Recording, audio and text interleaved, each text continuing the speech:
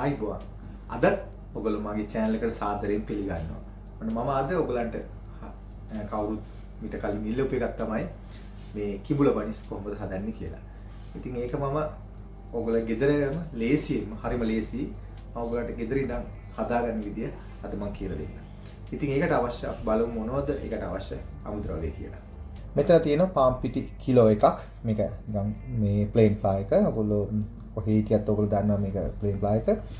මේ ඒකේ මම කිලෝයක් අරන් තියෙනවා. ඊළඟට මම සීනි අරන් තියෙනවා. මෙතන ටේබල් ස්පූන් 3ක්. ඊළඟට ඊස්ට් වලදී මේ ඔයගොල්ලෝ කවර හරි මේක බලන අය විදේශ ඒ කියන්නේ සීතල රටවල ඉන්නවා නම් ඊස්ට් ටේබල් ස්පූන් 3ක් දාන්න වෙනවා. ඒ වගේම මේ උෂ්ණ අධික රටක ඉන්නවා නම් එච්චර අවශ්‍ය වෙන්නේ නැහැ. ටේබල් ස්පූන් දෙකක් හොඳටම ඇති.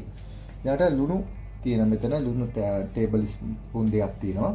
ඊළඟට මෙතන තියෙන බොන පිටි. එම් පිටි හැන්දකුත් මාරන් තියෙනවා. ටේබල් ස්පූන් එකක්. ඊළඟට බිත්තරයක් තියෙනවා. දැන් මෙතන බටර් හෝ මාජරින් ටේබල් ස්පූන් දෙකක් තියෙනවා. අපි බලමු දැන් මේක කොහොමද හදාගන්නේ කියලා. ඉතින් මම මේ ඉස්සෙල්ලම අපි ඊස් ටික දාගන්නවා. ඉතින් මෙතන තව ප්‍රශ්නයක් තියෙනවා. ඔයගොල්ලෝ මම කීපෙනෙක් අහලා තිබුණා ඇයි මේ අපි ඊසුයි ලුණුයි එකට දාන්නේ නැහැ කියලා. ඇත්ත ඒක දාන්නේ නැහැ තමයි. මොකද ඊස්ට් වලින් කරන ලුණු වල තියෙන ඊස්ට් වල තියෙන පවර් එක ලුණු වලින් අඩු කරනවා. ඉතින් ඔයගලන්ට පුළුවන් මේක පොඩ්ඩක් කලින් අනාගෙන ටිකකින් ලුණු එකතු ගන්න පුළුවන්. හැබැයි මතක තියාගන්න ලුණු අමතක කරන්න එපා. මොකද ලුණු අමතක කරොත් වෙන්නේ ඊට පස්සේ මේ හදන එක රස නැතු වෙනවා. ඒක නිසා පරිස්සමෙන් ඒක හදද්දී අනිවාර්යයෙන්ම ලුණු අමතක කරන්න එපා. නැත්නම් ඔයාලා ලුණු කුලිත් දැම්මත් කමක් නැහැ. නමුත් ඒක අර ගොඩක් පර්ෆෝමන්ස් ගන්න ඕන නම් ඒකේ තියෙන ක්‍රියාකාරීත්වය හොඳට තියෙන්න ඕන නම් ලුණු අපි පොඩ්ඩකින් මේ ඊස්ට් එක හොඳට හැදිලා එනකොට එකතු කරන්න හොඳයි. ඊළඟට මම සීනි ටික එකතු කරනවා. පිටි ටික මේක තමයි මේ බොන පිටි. ඉතින් ඒකල්ල එකතු කරලා මේක ඉස්සෙල්ලා කවලම් කරගන්න මේ විදිහට. මේක හරිම ලේසි. ඔයාලට ඕනලාක මේක හදාගන්න පුළුවන්. ඊට පස්සේ මම බිත්තර එකතු කරන මේ වගේ. ඊළඟට මේ බටර් ටික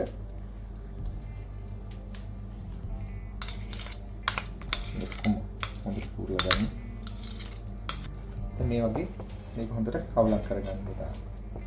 ඊළඟට මේකට අපිට අවශ්‍ය වෙනවා රස්නේ වතුර. මම හැමදාම කියන වගේ උෂ්ණත්වය 35 40ත් අතරේ අත දාන්න පුළුවන් ප්‍රමාණය වෙන්න ඕන. ඒ ප්‍රමාණය වතුර ටික ලෑස්ති කරගන්න මේ වෙලාවේ. ඊළඟට ඒ වගේම තමයි අපිට අවශ්‍ය වෙන පිටි ටිකක් සයිඩ් එකකින් තියාගන්න අඩුපාඩුවක් වුණොත් දෙක එකතු කරගන්න තමයි තියෙන්නේ. මේ මේ අත දාන්න පුළුවන් කොට ප්‍රමාණය තියෙන්නේ. ඒ විදිහට දාගන්න. ඔතන වැඩි කරගන්න එපා. පරිස්සම ඒක අනාගත.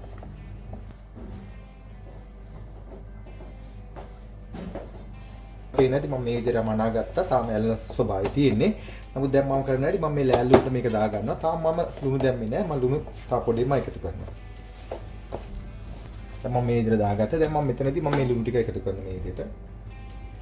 එතන තියෙන ලුණු තෙල් ස්පූන් දෙකක්. ඊට පස්සේ මම මේක හොඳට මේ විදිහට කවලා කරනවා.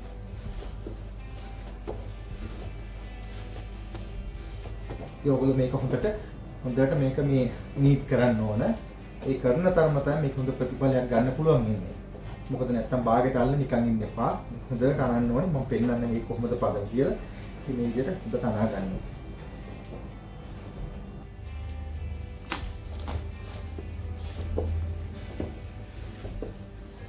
මේක මේ විදිහට හොඳට එන්නේ.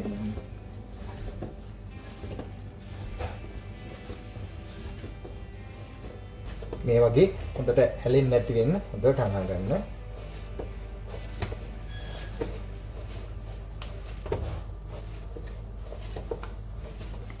ඉතින් මේක දැන් ඩෝ එක මම හිතන්නේ ලෑස්ති.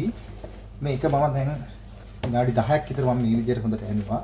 ඉතින් සාමාන්‍යයෙන් අපි කරන්නේ මැෂින් එකේ දාලා. නමුත් ඔයගොල්ලෝ හැමෝටම මේක නැති නිසා තමයි මම මෙහෙම අතින්ම ඔයගොල්ලන්ට කියලා දෙන්නේ. ඒක පහසු සහජ. ඔයගොල්ලෝ පේන්නේ මේ ඩෝ එක මේ විදිහට හොඳට සොෆ්ට් එකට තියෙනවා. ඊට පස්සේ අපි නැවතත් මේක බෝල් එකට දාලා ඉවරලා මේ බෝල් එකට දාලා ඉවරලා අපි තියමු විනාඩි විනාඩි කියන්නේ පැයක් විතර ප්‍රමාණයක් අපි මේක තියලා තියමු මේ පිපෙන්න. හොඳට වහලා කරලා අපි තියමු. දැක්ක දැන් අපි මේක හොඳට වහලා කරලා අපි මේක වෝම් එකේ තියලා තියමු. අනේ දැන් දැන් හොඳට මේක පිපිලා තියෙන. මේක පැයක්වත් ඇත්තටම ගියේ නැහැ. මේක kon පිපිලා තියෙනවා. ඔයාලා පේන්නේ නැති අර කලින් මම තිබුණු බෝලෙට වඩා මේ වගේ දෙගුණයක් මේක පිපිලා තියෙනවා. එතකොට දැන් අපි මේක කඩා ගන්න ඕනි ග්‍රෑම් 100ට හරි ග්‍රෑම් 80ට හරි. එතකොට ග්‍රෑම් 80ක පොඩි එකට හරිද පේන්නේ. හැදුවන් පස්සේ ඉතින් ඒ වගේම ග්‍රෑම් 100කට හදා ගන්න පුළුවන්. ඒක ටිකක් ලොකුවට තියෙන කිව්ලා. ඉතින් මේක අපි ග්‍රෑම් 100 කඩා ගන්න ඕනේ. දැන් මම මගේ අතේ ප්‍රමාණයට ගන්න මොකද මට ප්‍රමාණය දන්න නිසා හරියටම ග්‍රෑම් 100 ඔයගොල්ලෝ නම් කිරලා ගත්තොත් හොඳයි. ඒ ගන්න කලින් අපි අතේ මේ වගේ තෙල් පොඩ්ඩක් අත ගා ගන්න. එතකොට ඇලෙන්නේ නැතුව යාවි. ඊට පස්සේ තමයි මේක මේ විදිහට ගන්න. ඊට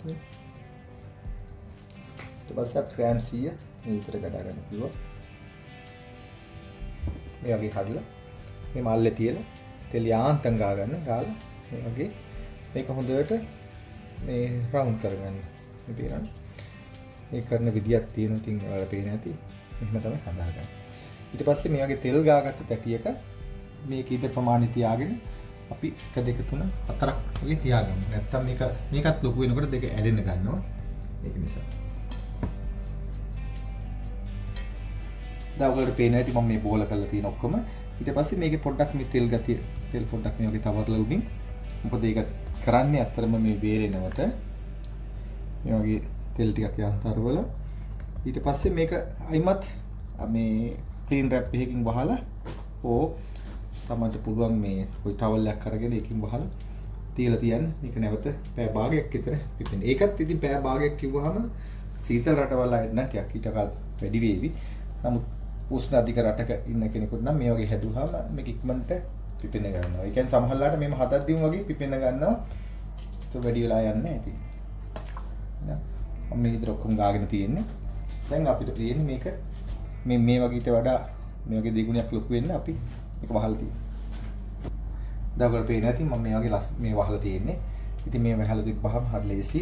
ගොඩක් තද කරන්නත් එපා. ඔයාලට පේනවනේ මේ හැම මේ බෝල් එකම අතරේ පොඩි බෙහිරිසත් හිද තියලා තියෙන්නේ. මොකද මේක පිපෙන්න ඕන නිසා. දැන් ඔයාලට පේන්නේ නැති මේ පිපිලා තියෙන මේක.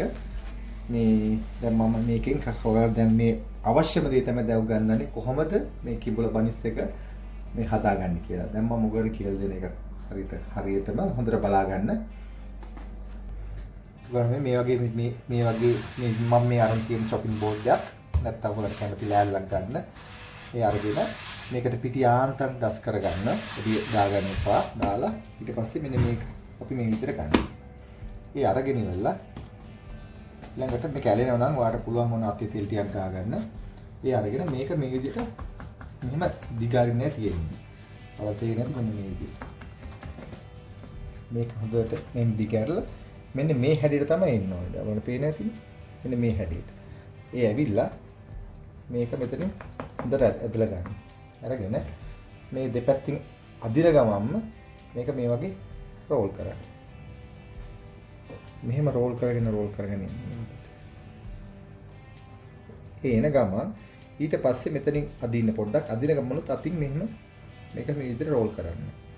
සාමාන්‍ය මේ ක්‍රොසන්ට් හදන විදිහට තමයි හදන්නේ. බේකරි කරන කට්ටිය දාන්න ක්‍රොසන්ට් හදන විදිහ. ඒ විදිහට හදලා මෙන්න මෙහෙම තියෙනවා. ඉතින් ඔයාලට මේ විදිහට හදන්න පුළුවන්. ඊළඟට හදලා නැත්තම් මේ විදිහට ෂේප් එක හදන්න පුළුවන්. ඉතින් මම මේ කෙලින් තියන්නම් අද. ඊට පස්සේ මේ වගේ පැටියක තෙල් ගාගත් තැටියක අපි මේක තියන්න ඕන නැවත වතාවක් පිටේන්න. ඉතින් මේ වගේ ඉතුරු ටික ඔක්කොම හදා ගන්න පුළුවන්. ඊට පස්සේ මම කියලා දෙන්න. දැන් මම තව එකක් ඔයාලට පෙන්නන්න මේ විදිහටම.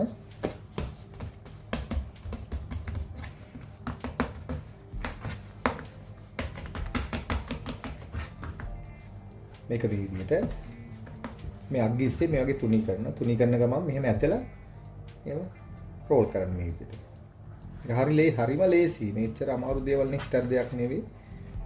කරලා ඊට පස්සේ මෙතනින් මේ අතින් තල්ලු කරලා ඉස්සරහට ගෙන ගමන් මේ අතින් මේක ඇද රවුම ගන්න හොඳට.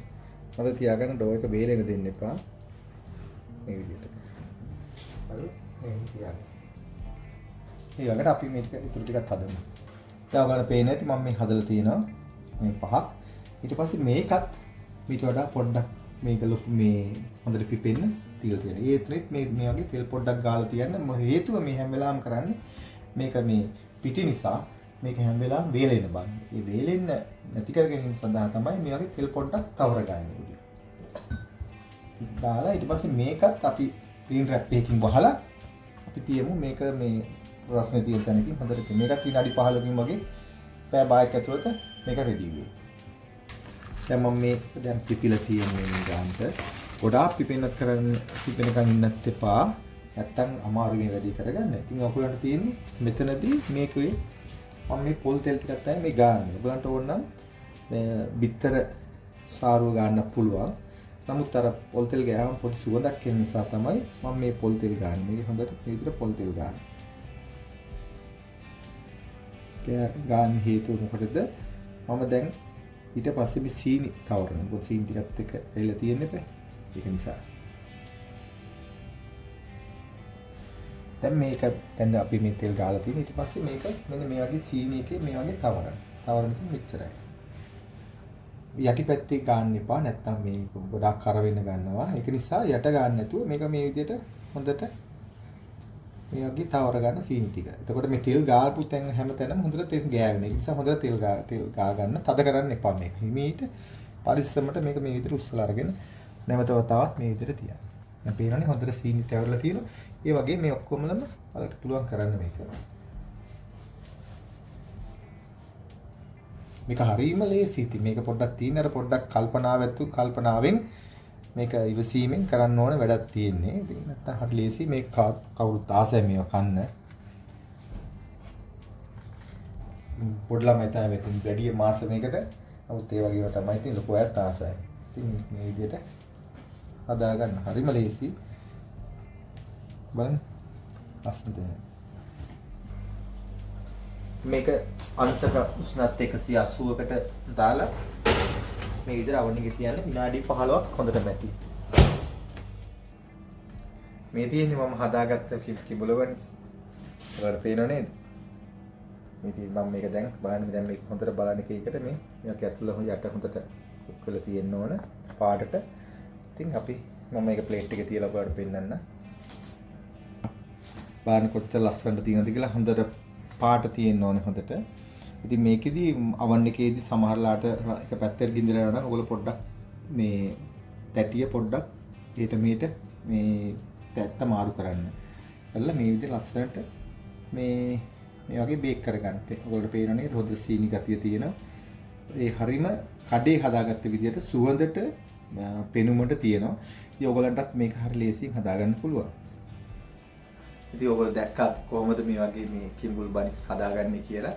ඉතින් හරි පහසුයි හරි ලේසි. ඉතින් ඔයගොල්ලන්ට මම හිතනවා අද ඔයගොල්ලෝ යමක් ඉගෙන ගත්ත කියලා එකෙන් කොහොමද හදාගන්නේ කියලා. ඉතින් ගෙදරදීම හදාගන්න පුළුවන්. වැඩි වේදමුකුත් නැහැ. පොඩ්ඩක් කාලේ තමයි ගත වෙන්නේ ඒක හදාගන්න. නමුත් පැය 3ක් වගේ එනකොට තුරාමාරක් යනකොට ඔක්කොම හදාගන්න පුළුවන්. ඉතින් ඒගොල්ලෝ මේක try කරන්න. try කළා මේ හදලා අපේ කමෙන්ට් එකක් දාන්න. ඒ වගේම ඔයගලන්ට යමක් හදාගන්න දැනගන්න තියෙනවනම් ඒකත් මට කමෙන්ට් කරන්න. මම මොකද දැනට ගොඩක් තියෙනවා මට කරන්න ඉල්ලලා තියෙනවා. ඒ වගේ ඔයගොල්ලොත් කැමති කෙනෙක් ඉන්නවනම් ඒ වගේ දාන්න යෝජනාවක් කරන්න මේ වගේ ඒවා දැනගන්න කැමති කියලා. ඉතින් මම හිතනවා ඔයගොල්ලෝ අද වැඩසටහන තාමත් සතුටු වෙන්නේ නැති කියලා. නැවතත් මේ වෙනම වීඩියෝ එක හම්බ වෙනතුරු ඔබට සුබ දවසක්. ඊයෙන් එන්න. ආයුබෝවන්.